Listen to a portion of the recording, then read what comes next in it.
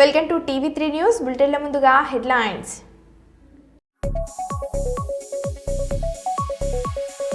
HCU ఉదాంతంపై స్పందించిన రేణు దేశాయ్. పాపన్నగౌడ్ 315వ వర్ధంతి సభలో జేఏసీ చైర్మన్ అమరవేణి. విప్లవ గీతాలతో కామ్రేడ్ రేణక్కకు అరుణోదయ కళాకారుల నివాళులు.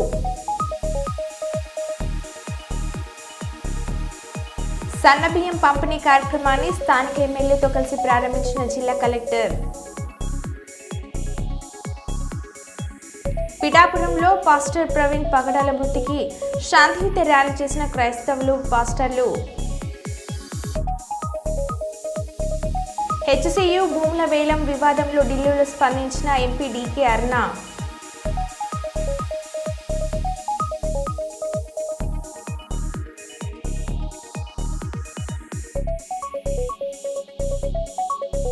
ఇక వివరాల్లోకి వెళ్తే, హెచ్సియు ఉదాంతంపై స్పందించిన రేణు దేశాయ్. రేవంత్ రెడ్డి గారు, ఒక తల్లిగా రిక్వెస్ట్ చేస్తున్నాను, మన పిల్లలకి ఆక్సిజన్ కావాలి. భవిష్యత్ తరాల కోసం ఈ 400 ఎకరాల భూమిని వదిలేయండి, ఇంకెక్కడైనా ల్యాండ్ చూసుకొని డెవలప్మెంట్ చేయండి అని అన్నారు. నమస్కారం. This is a public heartfelt request to our honourable chief minister Revanth Reddy గారు. నాకు 2 days క్రితం ఆ హెచ్సియు గురించి తెలిసింది. కనుక్కున్నాను కొన్ని విషయాల గురించి. That's why making this video. Sir, I'm requesting you as a mother. ఒక తల్లిగా మీకు రిక్వెస్ట్ చేస్తున్నాను. నేను ఎలాగైనా 44 అయిపోయాను, నేను ఎలాగైనా రేపు మాపు పోతాను, I'm old. But for my kids and all our kids, for their future, we need oxygen, we need water. Yes, development is 100% necessary. There is no doubt. We need our IT parks, we need our tall skyscrapers, we need our buildings. But ఈ ఒక్క 400 acres కుదిరితే ఏదైనా, if there is any possibility, if we can stop it, I'm begging you as a citizen of your state, of your city. Sir, ఏదో ఒకటే try చేయండి sir, please. If you can, మన దగ్గర ఇంకా చాలా, I think we have thousands of barren land which we can develop. You guys are senior than me. You guys are more, I'm nobody in front of you. అంటే మీ ముందు నేను, you guys are all experts in this. But ఒక తల్లిగా ఈ రోజు నేను request చేస్తున్నాను. ఒక పర్సనల్ గా నాకు దీంట్లో ఇది లేదు, because as I said I'm old now. Please ఒక్కసారి ఆలోచించుకోండి. Yes, development is necessary. I'm not saying no. We are all here because of the developed cities. But our 400 acres కాకుండా, because we definitely need oxygen, we need trees, sir, we need our ecosystem around us. Please rethink. It's a heartfelt request to all the officers, all the ministers. As a mother, I'm requesting you, please try to rethink this. If it is possible, it would be a great, huge help, and it's like we'll have a lot of gratitude for you, sir. Thank you. Revanth Reddy ప్రతిపక్షంలో ఉన్నప్పుడు కేసీఆర్ తాగి ఏం మాట్లాడతాడో అర్థం కాదు అంటూ రేవంత్ రెడ్డి అనేక సార్లు మాట్లాడారు. అదే రేవంత్ రెడ్డి ప్రస్తుతం తాగి ఏం మాట్లాడుతున్నాడో అర్థం కావడం లేదంటూ గుగ్లత్ సూర్యప్రకాష్ తీవ్రంగా మండిపడ్డారు. విద్యార్థులకు ఉన్నటువంటి ఆ యూనివర్సిటీ భూములను కూడా నువ్వు మింగేస్తే ఈరోజు విద్యార్థులు ఏ విధంగా చదువుకుంటారు? ఈరోజు మొన్న నేను మాట్లాడినావు, గత ప్రభుత్వం అయినటువంటి కేసీఆర్ ప్రభుత్వం మీద ఏం మాట్లాడినావో ఒకసారి గుర్తు తెచ్చుకో. కేసీఆర్ తాగితే ఏం మాట్లాడతారో మర్చిపోతారు. కేసీఆర్ తాగితే నిన్న మాట్లాడింది, ఇవాళ మాట్లాడింది, రేపు మాట్లాడింది కూడా మర్చిపోతాడని చెప్పేసి నువ్వు అంటున్నావు. కాదు రేవంత్ రెడ్డి, నువ్వే ఈరోజు తాగుబోతావు ఉండే ఈరోజు నువ్వేం మాట్లాడుతున్నావు కూడా అర్థమయ్యేటువంటి పరిస్థితి ఈరోజు లేదు. నిన్ననే నువ్వేం మాట్లాడినావు? భూములను ఆక్రమిస్తే సహించేదిలేనన్నావు. ఇవాళ నువ్వే భూములు మొత్తం కూడా మింగేసేటువంటి పరిస్థితి చూస్తా ఉన్నావు. ఈరోజు ఫుట్బాల్ ఆడి ఆ ఫుట్బాల్ ఆడుతున్నటువంటి నేపథ్యంలో ఆ భూములను చూసి ఆ భూముల మీద కన్ను పెట్టుకొని ఆ భూములను ఈరోజు మింగేసేటువంటి పరిస్థితి ఈరోజు రేవంత్ రెడ్డి ప్రభుత్వం చేస్తూ ఉంది. కాబట్టి ఖబర్దార్ రేవంత్ రెడ్డి, ఈరోజు విద్యార్థులతో పెట్టుకుంటే ఈరోజు నువ్వు మొత్తం కూడా ఈరోజు విద్యార్థులను సమీకరించి ఈ రాష్ట్ర ప్రభుత్వాన్ని కూల్చడం ఖాయమని చెప్పేసి ఈరోజు మేము హెచ్చరిస్తా ఉన్నాం. విద్యార్థుల పోరాటం, విద్యార్థుల రక్తం చిందని పోరాటం లేదు. విద్యార్థులు తలుచుకుంటే ఈ ప్రభుత్వం కూడా కూలగొడతామని చెప్పేసి ఈరోజు హెచ్చరిస్తున్నాం. అదేవిధంగా రాష్ట్రంలో విద్యార్థులను మొత్తం కూడా ఇక్కడికక్కడికి అరెస్ట్ చేసి ఈరోజు జైల్లో పెడుతున్నటువంటి పరిస్థితి ఈరోజు రేవంత్ రెడ్డి చేస్తా ఉన్నారు. మీరు జైల్లో పెట్టినంత మాత్రాన ఈ విద్యార్థి ఉద్యమాన్ని ఆపలేరు అని చెప్పేసి ఈరోజు మేము హెచ్చరిస్తున్నాం. కాబట్టి తక్షణమే మీరు ఏదైతే ఆ 400 ఎకరాల భూమిని మీరు ఇటు గుంజుకుంటున్నారో తక్షణమే వెనక్కి తీసుకోవాలని ఈరోజు మేము డిమాండ్ చేస్తా ఉన్నాం. నా పేరు సూర్యప్రకాష్, DSF. కాకినాడ జిల్లా పిఠాపురం నియోజకవర్గంలో శాంతియుత ర్యాలీ చేసిన క్రైస్తవులు, పాస్టర్లు, సోదరులు. పాస్టర్ ప్రవీణ్ పగడాల వృత్తికి సంతాపంగా పిఠాపురం నియోజకవర్గంలోని 3 మండలాల్లోని అన్ని క్రైస్తవ సంఘాలు సంయుక్తంగా శాంతియుత ర్యాలీని చేశారు. ఈ శాంతియుత ర్యాలీ పిఠాపురం ఆర్టీసీ బస్టాండ్ నుండి MRO ఆఫీస్ వరకు ప్లకార్డులు పట్టుకొని ప్రవీణ్ పగడాల కుటుంబానికి శాంతి సమాధానం కలగాలని ర్యాలీ చేశారు. శాంతి ర్యాలీలో మీ కృప తోడుకొంచమని అశేష ప్రజానికంగా మేమందరం ఏకీభవించి తండ్రి మేము వీధుల్లో మేము అడుగులు వేయించున్నప్పుడు మీ భద్రతను మాకు దయచేయమని ప్రార్థిస్తున్నాం. ప్రభువా, నీవే ఘనమైన కార్యాలు జరిగించమని మీరు మాతో ఉండి నా తండ్రి మీరు మమ్మల్ని బలపరచమని వేడుకుంటూ ఈ కార్యక్రమం ఎంతో చక్కగా నడిపించడానికి దైవజనుల నాయకులకు దైవ జ్ఞానముతో మమ్మల్ని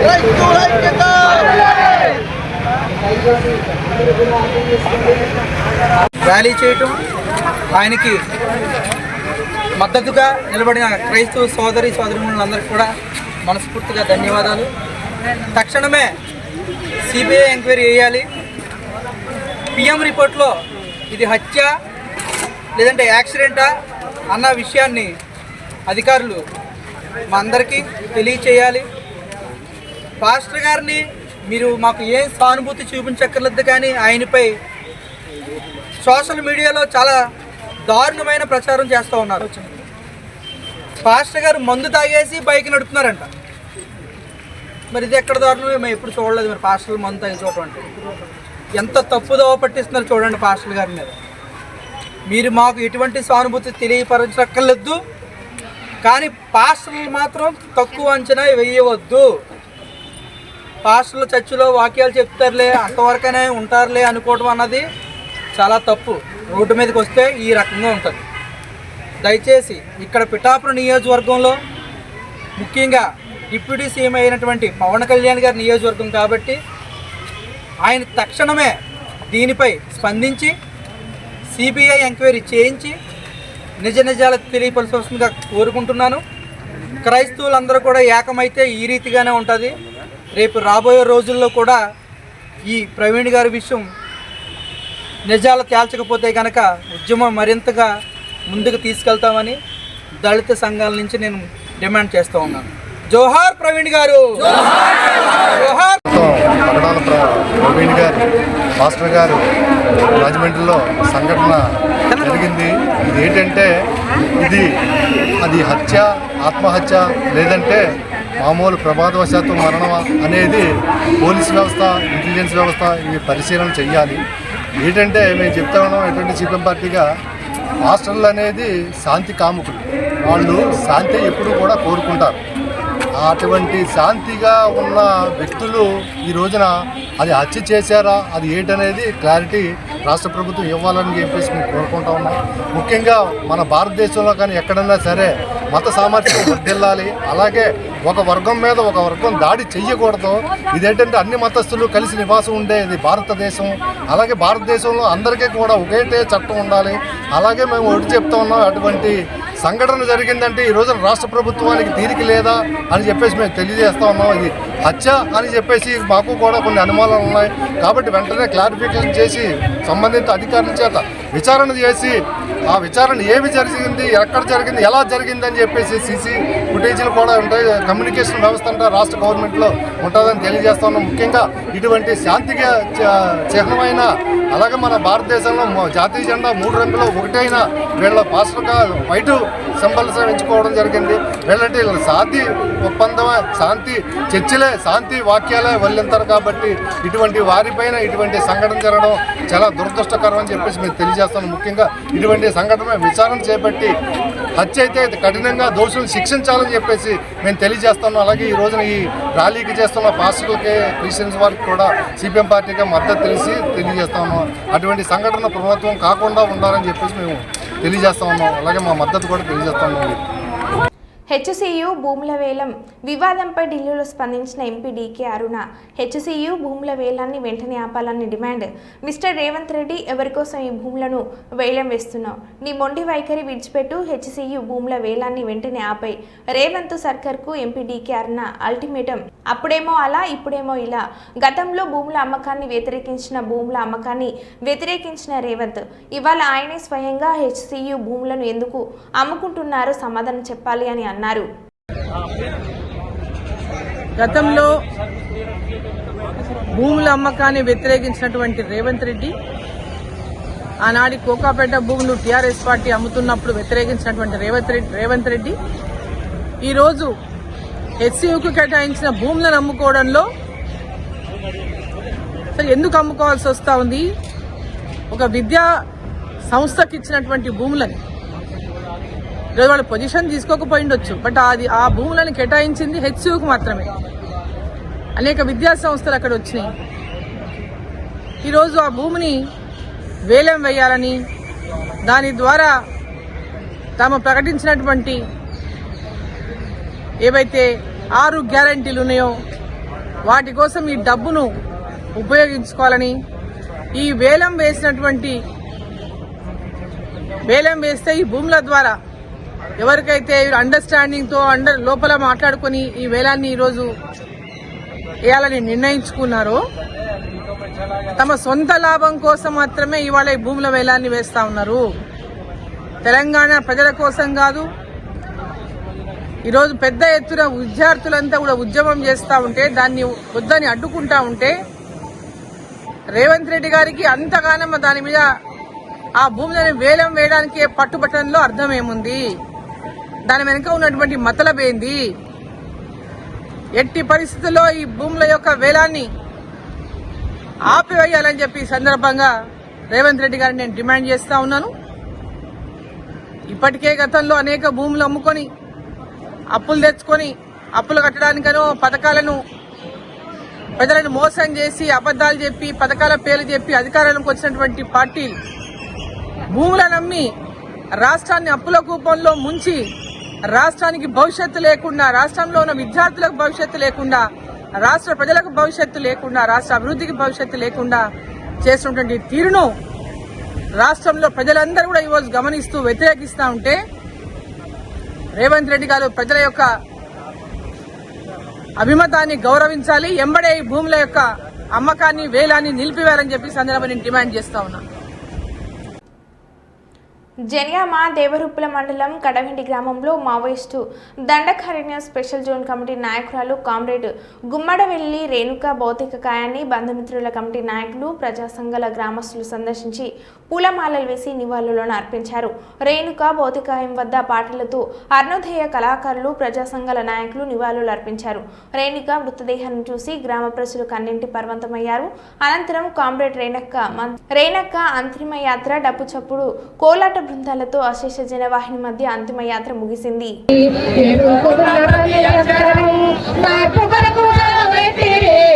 చదువుకున్న ప్రతి పాఠము పోరు పాట కొరకు సాగబెట్టి ప్రజల ప్రాణమని నమ్మిరి, ప్రజల ప్రాణమని నమ్మిరి, గట్టి పరకాలే ప్రాణమిచ్చిరి. ఎవరో ఈ పిల్లలు ఎవరో ఈ పలు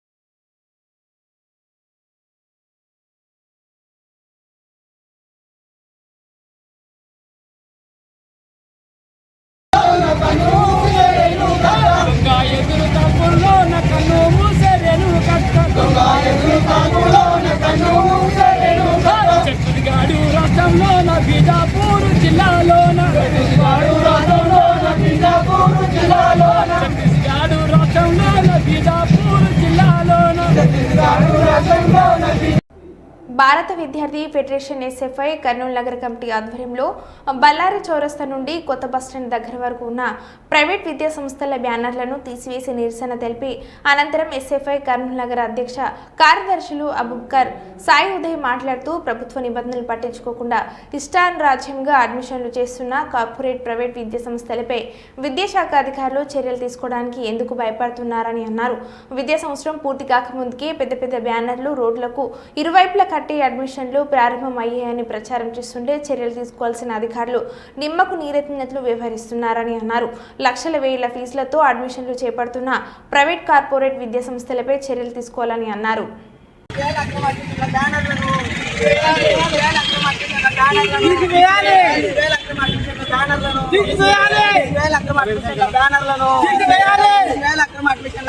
భారత విద్యార్థి ఫెడరేషన్ ఎస్ఎఫ్ఐ కర్నూలు నగర కమిటీ ఆధ్వర్యంలో ఈరోజు ఏదైతే అక్రమ అడ్మిషన్లు నిర్వహిస్తూ బ్యానర్లు వేశారు వాటిని చింపివేయడం జరిగింది. అదేవిధంగా మేము ప్రభుత్వాన్ని లేదా విద్యాశాఖ అధికారులను డిమాండ్ చేసింది ఏంటంటే ఇప్పటికే అక్రమ అడ్మిషన్లు అని చెప్పి వేల రూపాయల అడ్మిషన్లో ముందస్తు అడ్మిషన్ పేరుతో వసూలు చేశారు. వాటన్నిటిని విద్యార్థుల తల్లిదండ్రులకు ఇప్పించాలి. అదేవిధంగా విద్యాశాఖ అధికారులు ఎక్కడా కూడా ప్రకటించలేదు ముందస్తు అడ్మిషన్లు చేయాలని. అది కార్పొరేట్ ప్రైవేట్ విద్యా సంస్థలు మాత్రం వాళ్ళు ఆల్రెడీ ఇప్పటికే మొదలు పెట్టారు. వీటిపైన చర్యలు తీసుకోవాల్సినటువంటి డిఈఓ గారు కానీ లేదా ఇతర అధికారులు కూడా ఏమి పట్టనట్టు వ్యవహరిస్తున్నారు. అదేవిధంగా బ్యానర్లు ఎక్కడ చూసినా ప్రైవేట్ విద్యా సంస్థల బ్యానర్లే నగరంలో కనిపిస్తున్నాయి. వాటిని మాత్రం తొలగించాలనే ఆలోచనలో కూడా అధికారులు లేరు. సో దీన్ని ప్రత్యేకంగా కలెక్టర్ గారు దృష్టిలో పెట్టుకొని దీనిపైన దృష్టి పెట్టి అయితే కార్పొరేట్ ప్రైవేట్ విద్యా సంస్థల దోపిడీని అరికట్టాలి, ప్రభుత్వ విద్యారంగాన్ని కాపాడుకోవడం కోసం కూడా కృషి చేయాలనేసి ఎస్ఎఫ్ఐగా కోరుతున్నాం. నిన్న జేసీబీల దౌర్జన్యానికి హెచ్సీఈలో నెమళ్ళు జింకలు చనిపోయాయి. రేవంత్ రెడ్డికి రియల్ ఎస్టేట్ తప్ప ఏమీ చేత కాదు. రాహుల్ గాంధీకి ఈ భూములు అమ్మే కుట్రలో కమిషన్ లేకపోతే వెంటనే రేవంత్ రెడ్డి చేసే పనులు ఆపివేయాలని ఆదేశాలు ఇవ్వాలని బీజేపీ ఎంపీ ధర్మపురి అరవింద్ అన్నారు. ఈయనకి నాలెడ్జ్ ఉన్నా ఈయన రియల్ ఎస్టేట్ తప్ప ఏది కూడా చేత కాదు ఈయనతోటి. ఈయన పెద్ద రియల్ ఎస్టేట్ ముఖ్యమంత్రి. ఈయన ఈ డజంట్ నో ఎనీథింగ్. ఇలా రాహుల్ గాంధీకి చెప్తా ఉన్నా, నీకు కమిషన్ లేకపోతే ఇది అమ్ముకుని 40,000 కోట్లు ఏదైతే వస్తాయో అందులో నీకు పర్సంటేజ్ లేకపోతే నువ్వు ఇమీడియట్గా రేవంత్ రెడ్డిని ఆపమను. రోహిత్ వేముల చనిపోయినప్పుడు నువ్వు వచ్చి ఏం వాగ్దానం చేసినావు హెచ్సియు స్టూడెంట్స్కి? ఏం వాగ్దానం చేసినావు? ఇవాళ నీ కమిషన్ల కోసం నీ పర్సంటేజ్ల కోసం రేవంత్ రెడ్డి ఏ ప్యాకేజీకి అయితే ముఖ్యమంత్రి పదవి ఇచ్చినావో దాని పైసల కోసం రియల్ ఎస్టేట్ వ్యాపారంలో భాగస్వామ్యమే రాహుల్ గాంధీ. నువ్వు అనుకుంటే నీ ముఖ్యమంత్రి, నీ పార్టీ ముఖ్యమంత్రి ఆపి నిన్న జింకలు చచ్చిపోయినాయి, నిన్న అనేక పీకాక్స్ చచ్చిపోయినాయి. రెండవ రోజు అమ్మవారికి మల్లెపూలతో 1,00,000 పుష్పార్చన.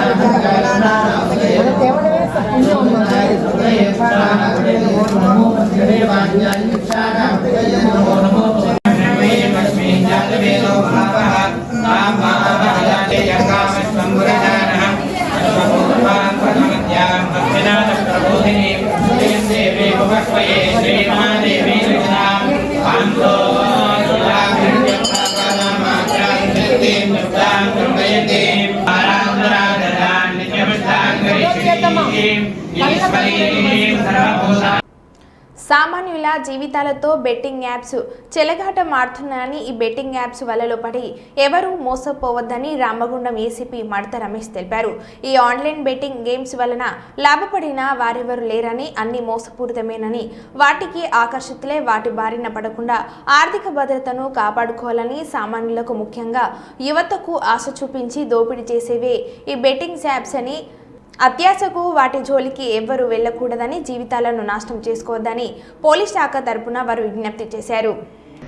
ఈ బెట్టింగ్ యాప్స్ అనేది ఒకటి వచ్చేసి ప్రతి ఒక్క సామాన్యునికి కూడా అర్థమయ్యే రీతిలో వాళ్ళను రెచ్చగొట్టి వాళ్ళను ఆశపెట్టి వాళ్ళను ఆ ఉచ్చులోకి లాగుతూ ఉన్నారు. ఈ బెట్టింగ్ యాప్స్ ఏవైతే ఉన్నాయో సమాజంలో దాదాపు మేజర్ పార్ట్ ఆఫ్ ది యువత ఏదైతే ఉందో బెట్టింగ్ యాప్స్ని బారిన పడుతూ ఉన్నారు. వారికి పోలీస్ శాఖ తరఫున విజ్ఞప్తి ఏంటంటే ఈ బెట్టింగ్ యాప్స్ అనేవి అన్నీ కూడా మోసమే. దాని ద్వారా ఎవ్వరు కూడా లాభపడిన సందర్భాలు ఏమీ లేవు. అవన్నీ కూడా సామాన్యుడిని యువతను ఆశ చూపి దోపిడీ చేసేటువంటి యాప్స్ కాబట్టి ఈ యువత వాటి బారిన పడకుండా వాళ్ళ యొక్క భవిష్యత్తును ఆర్థిక భద్రతను కాపాడుకోవాల్సిందిగా విజ్ఞప్తి చేస్తాం.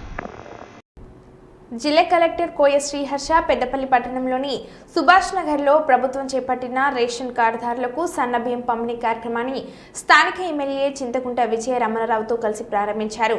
ఈ సందర్భంగా జిల్లా కలెక్టర్ కోయ శ్రీహర్ష మాట్లాడుతూ రాష్ట్రంలోని రేషన్ షాపులలో తెల్ల కార్డుదారులకు ఇక నుంచి ప్రతి నెల సన్నబియ్యం పంపిణీ చేయడం జరుగుతుందని జిల్లా కలెక్టర్ తెలిపారు.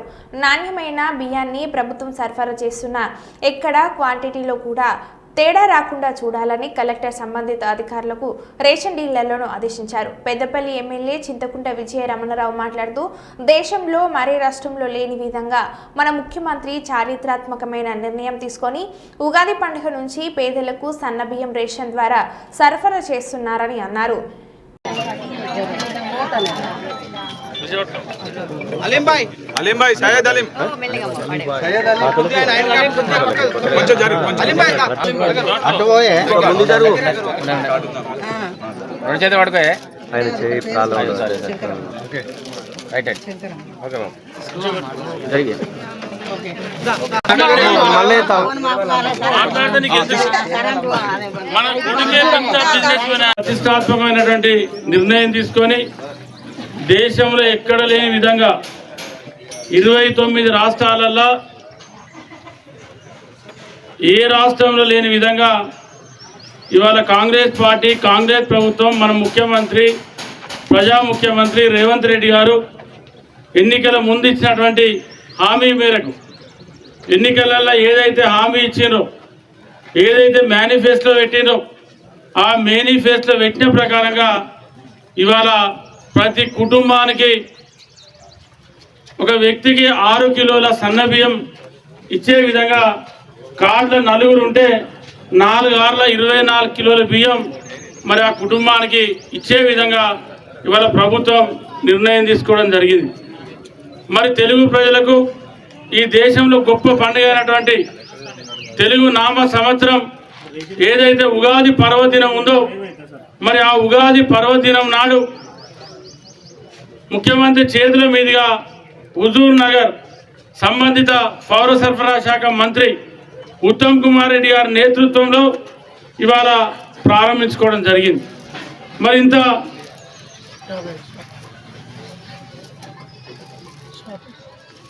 తర్వాత ఇవాళ దాదాపు పెద్దపల్లి నియోజకవర్గంలో 55 రేషన్ డీలర్ల ద్వారా మరి పంపిణీ కార్యక్రమాన్ని మనం ఇక్కడే కాదు అంటే తెలంగాణలో రేషన్ షాప్స్లో సన్నబియ్యం ఇవ్వడం జరుగుతుంది.